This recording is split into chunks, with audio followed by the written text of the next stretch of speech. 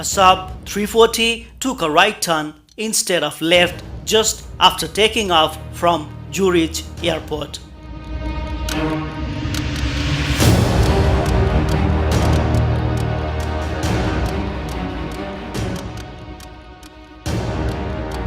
The aircraft started to descend instead of climbing and disappeared from radar in just 1 minute and 56 seconds. It turned to right, banking more than 137 degrees and slammed onto the ground, killing all 10 people on board.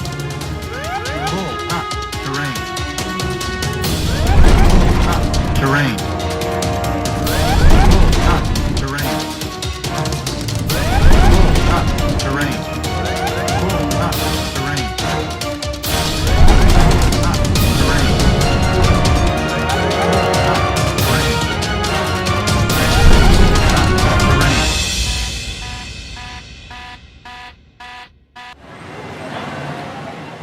January the 10th, 2000. Zurich Airport, Switzerland. Crossair Flight 498 was preparing a commuter flight from Zurich, Switzerland to Dresden, Germany. On board the flight were 7 passengers and 3 crew members. The captain of the flight was Pavel Gruzin, who was 42 years old, with flying experience of 8,452 hours, of which 1,870 hours on Saab 340, and he was citizen of the Republic of Moldova. The first officer was Rostislav Koleskar, who was 35 years old, with a flying experience of 2,332 hours, of which 1,162 hours on Saab 340, and he was the citizen of Republic of Slovakia. While the crew waited for taxi clearance, a few points of taxi checklist were performed. Then the flight was cleared to the holding position of runway 28. At that time, the meteorological conditions was as follows. Wind 290 degrees at 2 knots, visibility 6 km in drizzle, broken cloud base at 500 feet above the ground level, temperature 2 degrees Celsius, dew point 1 degree Celsius, pressure 1032 hectopascals.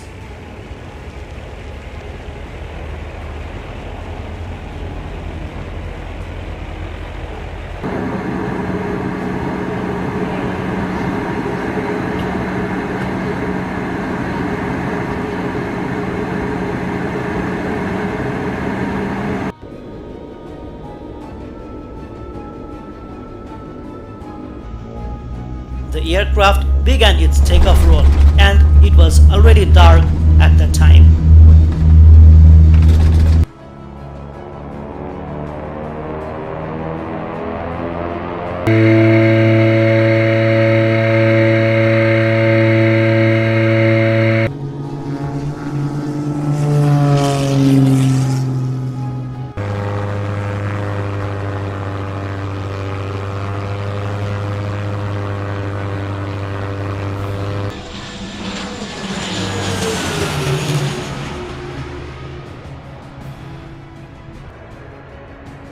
The captain was flying the aircraft. The climb was stable with a pitch of 15-degree nose up. The initial flight path had a heading of 276 degrees followed the center line of the runway. After the request from tower, the crew switched to the departure control frequency. Then ATC issued the instruction to turn to VOR ZUE, and that was acknowledged by the first officer. At this time, the aircraft reached waypoint DME 2.1 KLO. And now the aircraft should turn left according to the departure procedures. The flight was turning left, and the bank angle to the left reached a maximum of 16.9 degree on a compass heading up 270 degree. After the aircraft had remained at a 16-degree bank angle to the left, it began to turn to the right, and the bank angle rate increased to 3 degrees per second to the right.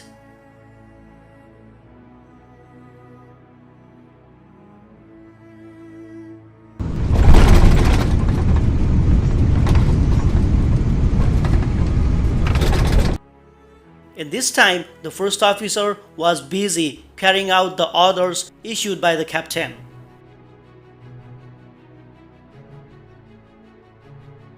When the bank angle reached 8.4 degrees to the right, the nose of the aircraft began to drop from 14.2 degrees to 10.8 degrees.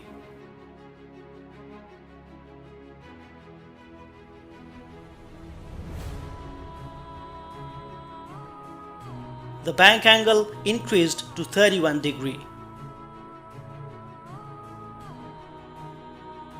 After that, the bank angle stabilized between 39 and 42 degrees, and the pitch reduced further and stabilized at a value of 1 degree.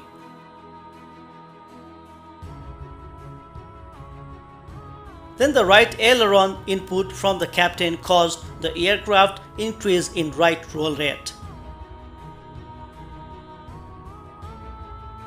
The first officer advised the captain that the aircraft should actually turn to the left, which was also noted by the jury's departure controller.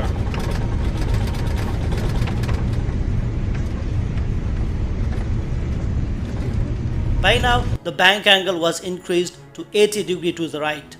Because of the high bank angle, the aircraft pitched to 25 degrees nose down. The aircraft started losing altitude with a speed of 207 knots.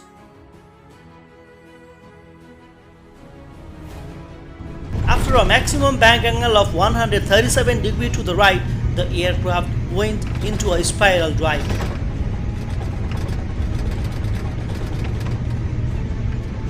The climb power was set to the engines, so engines still provided high power. By now, the nose of the aircraft had dropped 63 degrees down with a bank angle of 76 degrees to the right. From now, it was impossible to recover the aircraft. The aircraft crashed in an open field.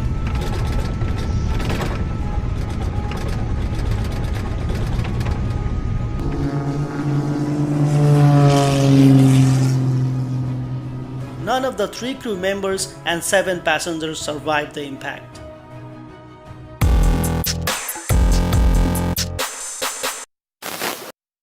The investigation was done by Federal Department of the Environment, Transport, Energy and Communications, Switzerland. The experts concluded that the captain lost spatial orientation in the dark sky, which caused the aircraft to dive in the attempt to correct an excessive bank angle in the wrong direction. Another problem they found with the captain was lack of proficiency in English, which might have caused confusion in communication. In the past, the captain had flown Russian-built aircrafts, and in those aircrafts, the attitude is displayed by a moving aircraft symbol in front of the fixed horizon, just opposite of the Western aircraft. So when the aircraft was turning left, the captain might have thought that it was turning to the right, and he attempted to turn left.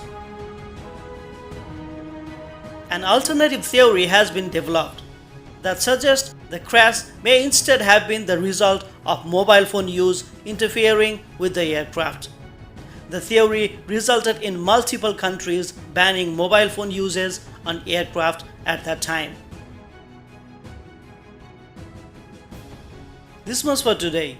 Please share your thoughts about the video and investigation report in the comment section.